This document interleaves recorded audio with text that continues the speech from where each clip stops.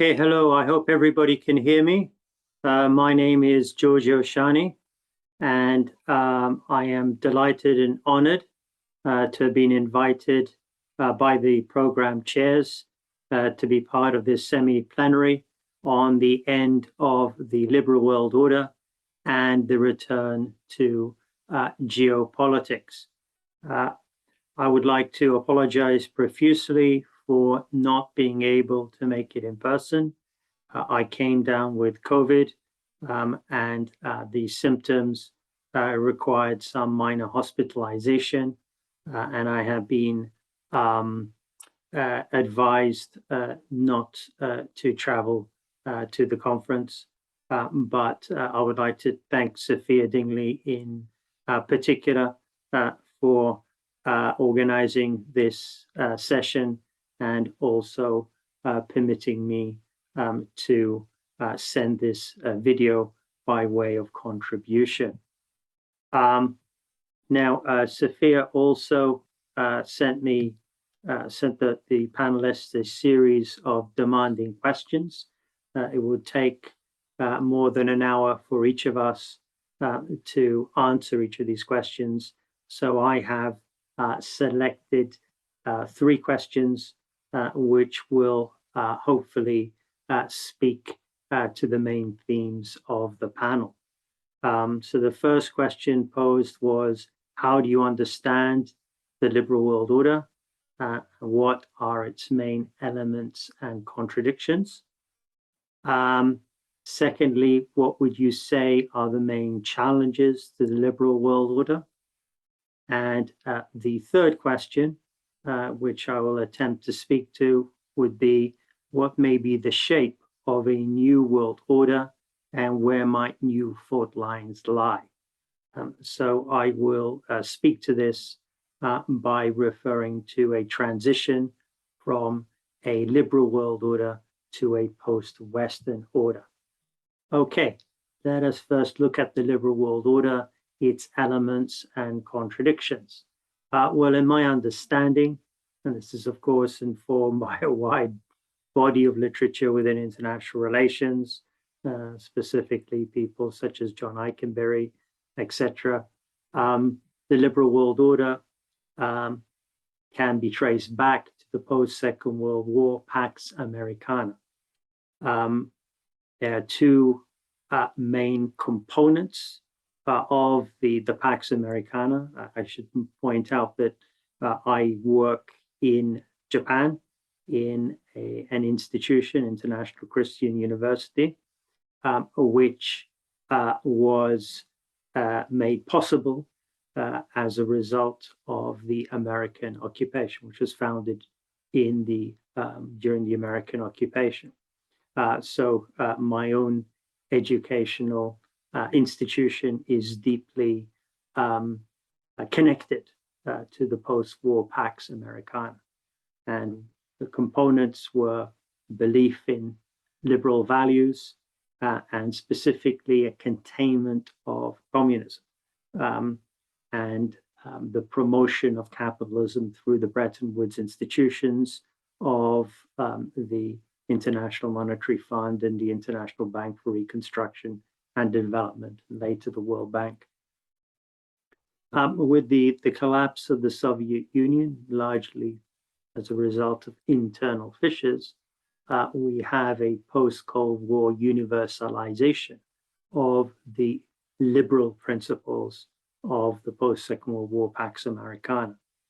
Ideas such as the rule of law, an understanding of human rights as civil and political rights, not including economic, social, and cultural rights, representative democracy, which takes the form of electoral politics, and free market capitalism. These become hallmarks of the liberal piece.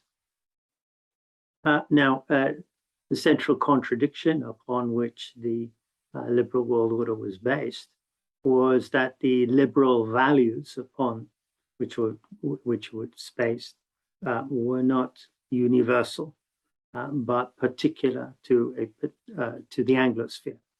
This is Vicet's term, which refers to those Anglo-Saxon powers which felt that they had a right to order the world according to principles. I would call them secularized cosmological principles, which were particular to them. So these liberal values, and I take again my location in Japan as an example. We're not universal. It wasn't a clamor for human rights and liberal democracy, but they were initially imposed. Of course, if you look at the work of John Dower and others, people would argue that people did embrace these values once they were imposed upon them. And that's the main point I make here, that the liberal values were mainly imposed by force through most of the post-colonial world. If we want to understand why India became a liberal democracy, I would argue that we need to look at the particular character of colonial rule, the way in which the British attempted to legitimize their rule in the view of their own population through using liberal values, as well as the adoption of these values by the Indian National Congress and other nationalist forces. So there's nothing really universal about liberal values. They were imposed upon the rest of the world through brute force and accompanied by capitalist exploitation. And this highlights the racial dimension of the liberal world order. We see this most specifically in the immediate decades or the immediate aftermath of the Second World War, where the United States, signatory of the United Nations Charter,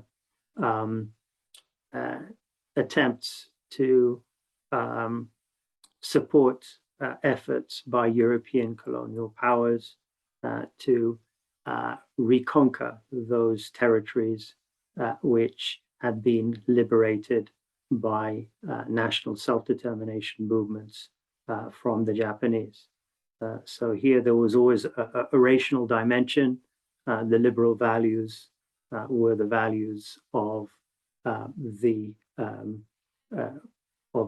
firstly the elites within the Anglosphere, and secondly of Europeans, particularly after the World War I settlement and the Peace of Versailles, which extended the principle of national self-determination to Europe, but denied it to territories outside Europe, which became mandated.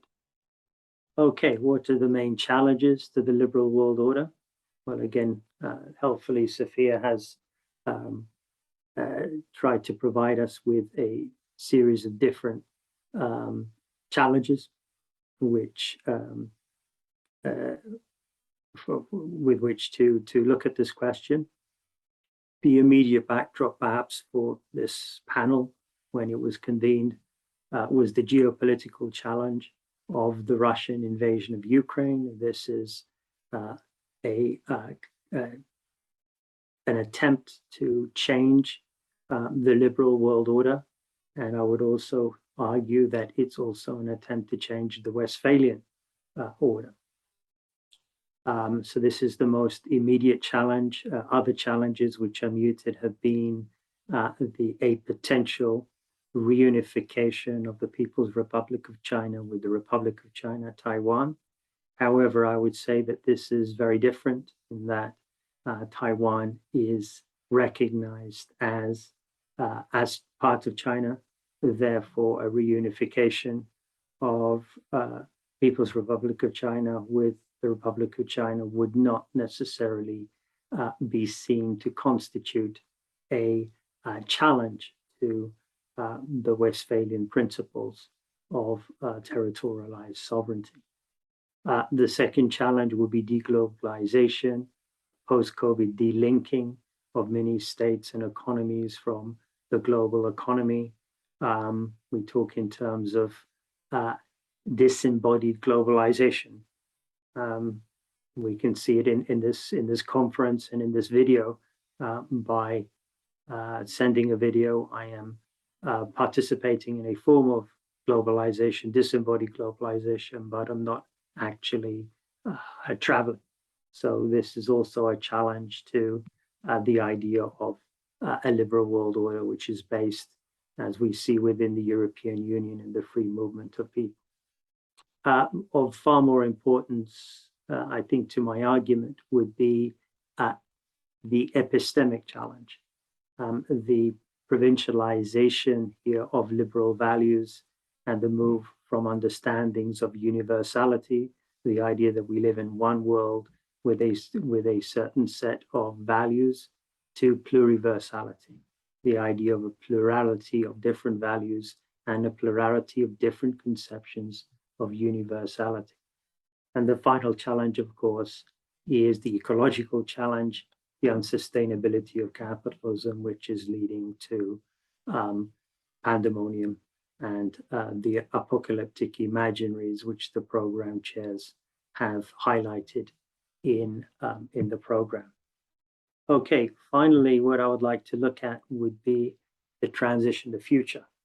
In a way, a potential transition from a liberal to a post-Western world order. So I'm positing a post-Western world order as an ideal, but also as something which is imminent, something which is possible. So a post-Western world order would question the principle of territorial sovereignty upon which the Westphalian order is based, and the universal values of liberal internationalism. Both here, the Westphalian order and the universal values of liberal internationalism can be seen as Eurocentric. In other words, a post-Western world order would examine different understandings of universality and particularity. In order to do so, there needs to be a serious engagement with different cosmologies. Now, what do I mean by cosmologies? Well, helpfully, Emilia Kirky, in her book on relational cosmologies and international relations, define cosmologies as referring primarily to the beliefs that people, societies, or religions have of the ordered nature of the cosmos, how they believe the world to be structured. Now, the scientific cosmologies, which she outlines in a book, I would argue are influenced by cultural and religious cosmologies. There are no universal distinction can be made between the sacred and the profane. And this is also an argument which Navnita Chadha-Beheram and myself make in a recent article in Review of International Studies. Cosmologies link theories of origins with a set of thick normative political and moral claims which offer the possibility of going beyond what is. These are not necessarily linked to territory, therefore they can be seen as different from civilization or culture. There is no geographical basis for understanding cosmologies, and we inhabit different cosmologies arguably at the same time. So what Atma Bear and myself have attempted to posit as a foundation of a potential post-Western order would be the idea of a plurilogue, a global conversation between cosmologies, which is both transformative and plurivocal. In an article in Millennium, we argue that a plurilogue, or as we called it then, a pluriversal dialogue, should consist of two forms of, or should be governed by two forms of normativity. A thick normativity, which looks at thick universal discourses of emancipation or freedom or equality, and a thin normativity characterized by openness and self-criticality. Now, the argument we make is that the liberal world order is based on a thick form of normativity, but there is not enough openness and self-criticality. The liberal world order does not countenance other values and other understandings or interpretations of their values. Therefore, we argue that a thin normativity is needed for a post-Western order in order for a cosmological pluralogue between thick normative or emancipatory discourses. Okay, apologies again for not being able to be there in person. If you're at all interested in some of the points which I raised, short versions of them, of the points made, can be found in the following readings.